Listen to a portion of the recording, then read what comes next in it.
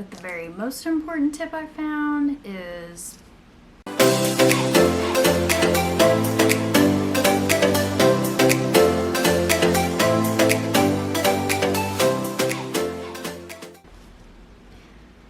welcome! So glad to have you here. I am Jenny, if you're new here, and tonight I'm going to and thank you for being here, by the way. Tonight I wanted to talk about tips that I have found to get your doctor to listen to you.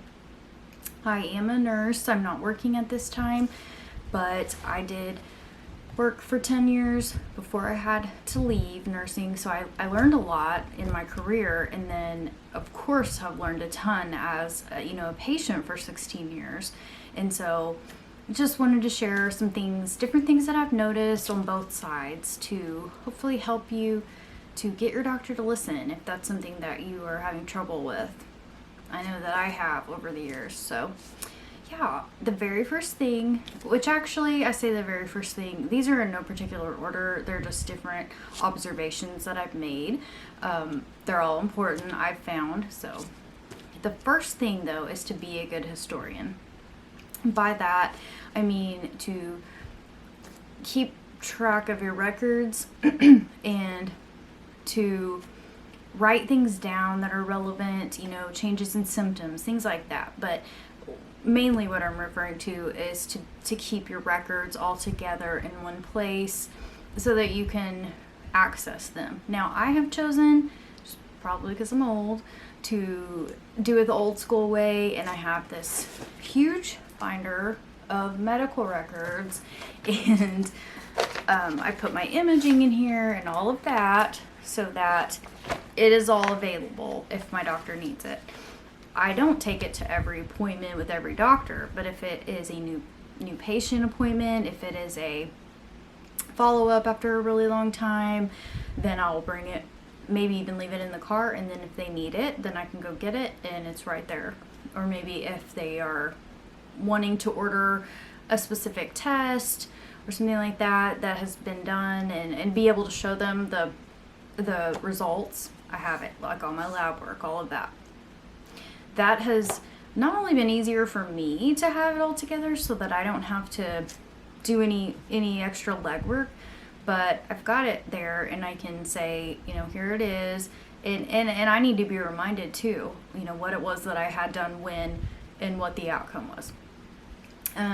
But it helps them to see, they can, I like the paper aspect because they can flip through, see what they need, and take what they need, scan it in, whatever, look at it, whatever it is, however they do. Most people I know are digital now, but they can see what they need, and then it's just right there. They know whether or not they need to order an extra CT scan or whatever it is.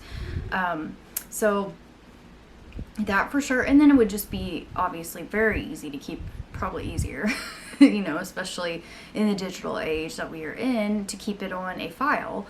And that way you can email it to them, or I don't know with HIPAA, how that would work. But you can take it with you, give it to them. They can take what they need. Same thought. But it's made it a lot easier on me, and I've had most of my doctors that I've seen since I started doing this thank me for doing it because it made it easier. So the second thing would be to write it down, and by that I mean, I get anxious when I have an appointment, and I forget things when I'm anxious, and also I just forget things anyways. I have forgetfulness because a lot of my conditions cause forgetfulness, and it's easier for me if I have it like right in front of me. Again, it could be writing it down on your phone or writing it down on a piece of paper, whatever it is for you, but writing it down so that I can remember what it is that I'm there for. And one of my great friends suggested to me, as I would tell her how overwhelmed I was about an upcoming appointment, and she was a nurse practitioner. She passed in February, but she suggested to me to try to keep it concise, like to keep it to 3 or less if possible, which isn't isn't realistic for a lot of us that have complex chronic illnesses, rare conditions, that have multiple comorbidities or any multiple comorbidities. But you know, I've been able to sit down and make it, you know, condense it so that it makes it more, because, you know, I noticed in the past when I would go into my doctor's office with this massive list of things, it was overwhelming to, you know, it's not only to me, but to him. And even though he's an incredible doctor, it made it easier when I condensed, is what I'm trying to say. So if it's possible to condense it, but definitely to write it down. The third thing, and like I have a hard time even saying it, is stay calm. I don't mean to, I mean be yourself for sure. Like communicate everything that's going on. But if you're anxious or frustrated about something, to try as hard as you can to stay calm. For me, that looks like bringing my husband or my mom with me, whoever my support person is, because when I am frustrated or anxious, whatever, if I'm really having a bad pain day, if I'm really having a bad whatever day, my dysautonomia is, you know, if I'm feeling awful, I'm not going to remember as clearly why I'm there. So they'll remind me, hey, didn't you mean to bring this up? And I know that's not something that everybody can do, but if it is something that you can do, definitely recommend it. Also, I just feel like it helps to, like what I saw on the nursing side of it, sometimes, you know, I've seen it, so obviously on both sides, but when I was really frustrated about a certain topic with one of my doctors, I projected it. Obviously I was frustrated, but they can take get on the defensive. It can put them on the defense, and I saw that I didn't get as far with those appointments as I maybe would have if I was able to clearly articulate the reason I was there, what I was, you know, needing to communicate at that appointment. So the fourth thing is to be descriptive and specific about your symptoms. And I found a really great quote from a Dr. Wynn in Women's Health magazine. I'm going to have to read it off. I'm not going to be able to remember it, so if I'm looking away, that's what I'm doing. 80% of diseases can be diagnosed just from the story of your illness. Doctors have limited time to listen to your story, but you must make sure they understand why you're there. Don't just say that you have chest pain. Explain how it started, what you were doing, and how it felt. Write down key elements and practice until you can tell it in 30 seconds or less. Dr. Leanna Wynn, Women's Health. And I love that.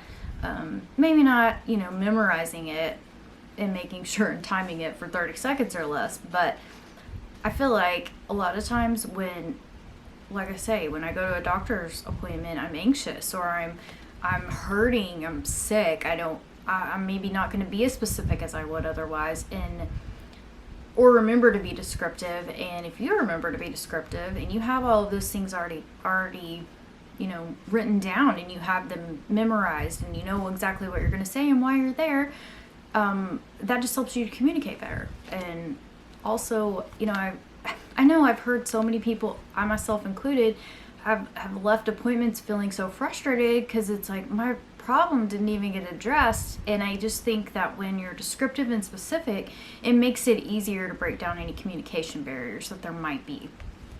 So that has helped a lot. The fifth thing is, if you are getting nowhere with your doctor, they're just not listening, find another doctor. It's not always easy. It's really not. And it's hard, and I acknowledge that. However, you know, if they're not listening, how can they treat you?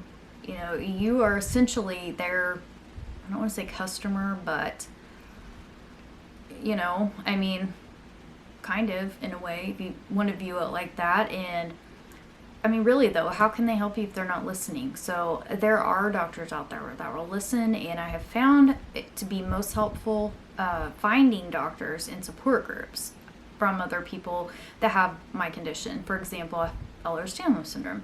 And I found, if I put Ehlers-Danlos syndrome in the search bar on Facebook, there's so many great support groups on Facebook. But if I put that in, it brings up so many different groups. Well, then also, if now that I have continued to be a part of these groups, I found that they also have them locally. So I have, if for my state, there's a Zebras group, Ehlers-Danlos group, and I can ask in that group, hey, I'm looking for a rheumatologist. Who have you all had good results with? Who has listened to you? Who has who have you found help with? And so those are just a really great way to find doctors in your area, is those support groups, to take advantage of that for sure. And then, so the sixth thing would be to educate yourself. I think this is the most important. This is ultimately what turned everything around for me, was when I had educated myself and I knew exactly what was going on, or what I felt was going on, so that I knew what to bring up to the doctor. And I was educated on it, so I was better prepared to advocate for myself. And so, we have to advocate for ourselves, especially if you're rare. If your condition is not as well known, we have to be our own advocates, as you've probably seen and learned. And so this, educating yourself is really the only way. But the most important thing with that is that you're getting good resources. Or that you're using good resources. You're relying on credible and reliable information, that it's actually going to be correct information. So I'm going to link below an article that I found very useful in that, explaining how to find reliable resources, the most credible, the most reliable resources. The seventh thing, brain fog. The seventh thing is to make it clear that you want to partner and be proactive in your care. And by that I mean making it clear that, as we all probably know, the doctor-patient relationship, it's a partnership. So if we're doing our part and doing everything that we can do to advance our quality of life and and all of those things, like on our end, it will also tell them, so say you're having a 6-month follow-up and you've tried XYZ in the time since you've been there. Say, I've tried this, and this. What would you suggest I do next? It shows them that you are willing to be proactive. You're willing to be a partner in your treatment. And it just really helps them to see that you're serious about your health, and that you you're doing everything that you can. And I believe, and I don't know if it's entirely this, but I believe it makes them more willing to help. I mean, they should help anyway, but it makes them more willing to help, more willing to maybe go the extra mile. Maybe that's what it is. But yeah, I really have seen with all of these things a huge, when I implement them all in, that it makes a huge difference.